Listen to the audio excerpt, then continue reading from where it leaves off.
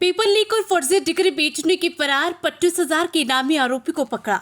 Operation dam प्लैम Bluetooth से नकल कर जेल प्रहरी बना था। बैंकों में लेनदेन के चलते मोसेरा भाई भी गिरफ्तार।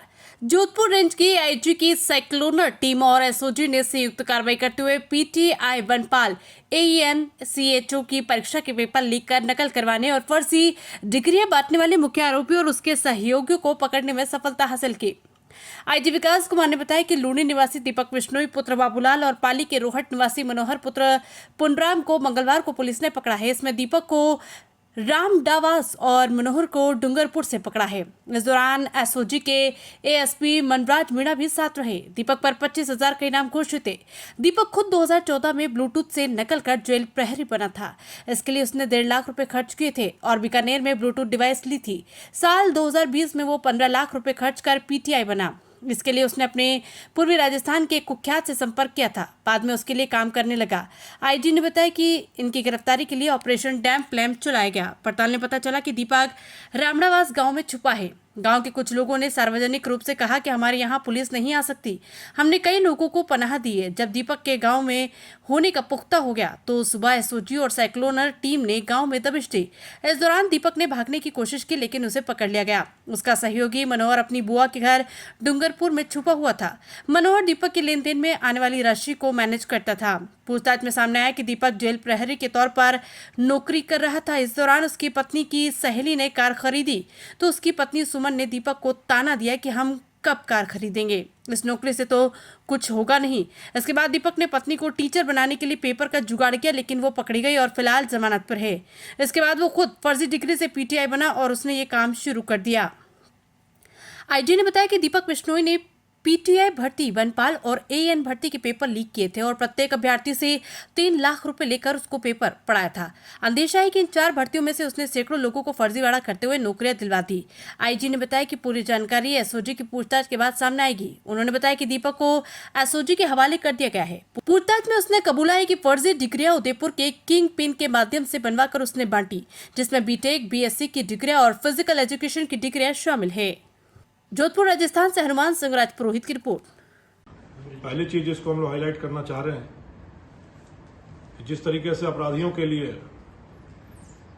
असामाजिक तत्वों के लिए क्षेत्राधिकार की सीमा नहीं होती, तो जब अपराधियों पर टूट पड़ने की बात आती है, उनको नेस्तनाबूद करने की बात आती है, तब हम पुलिस भी क्षेत्र की सीमा में नहीं रहते। और उसका यह ज्वलंत उदाहरण है जिसमें एसओजी ने और जोधपुर रेंज की साइक्लोनर टीम ने मिलकर एक साथ इस बड़ी सफलता को अर्जित किया है। दूसरा संदेश जो मैं देना चाहता हूं कि यह सबक है उन लोगों के लिए जो शॉर्टकट के माध्यम से, बाईपास के माध्यम से, गलत तरीके से जीवन में वह सब कुछ हासिल करना चाहते हैं जिसकी उनको चाहत है और क्षमता नहीं है, न परिश्रम करते हैं। और जिसकी क्षमता है, जिसका परिश्रम है, उसका हक गलत तरीके से मारकर अपने खाते में खुशहाली, समृद्धि, उन्नति हासिल करना चाहते हैं। तो यह रास्ता कहीं नहीं ले जाता, इसका मुकाम सिर्फ जेल होता है। यह संदेश भी उन लोगों के लिए है। जो आज 2 बड़ी गिरफ्तारियां की गई हैं, इसके लिए ऑपरेशन डैम लैम्प चलाया गया था। DAMP LAMP। डैम्प का मतलब होता है कोई चीज जो सीली हुई हो, जिसमें सीलन हो। सीलन यानी कोई लीकेज हो जिससे सीलन होती है, और उससे एक लैंप जल रहा है, यानी दीपक जल रहा। तो ये जो लीकेज है ये पेपर लीकेज के बारे में है, और जो इससे लैंप जल रहा है उस मुख्य आरोपी का नाम दीपक है, दीपक बिश्नोई। 2 आरोपी पकड़े गए हैं। दीपक बिश्नोई पुत्र बाबूलाल जो लूनी थाना क्षेत्र का रहने वाला है, और दूसरा मनोहर पुत्र पुनाराम जो रोहट, पाली के रोहट का रहने वाला है।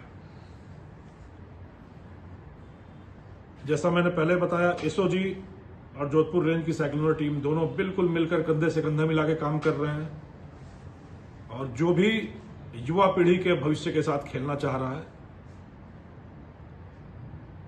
उसके हौसलों को पस्त करने के लिए, उसको इरादों को नेस्तनाबूद करने के लिए एसओजी और हम मिलकर साथ काम कर रहे हैं। पिछले कई दिनों से एसओजी की टीम भी यहाँ थी और हम दोनों एक साथ मिलकर काम कर रहे थे ऑपरेशन डैम प्लान पे।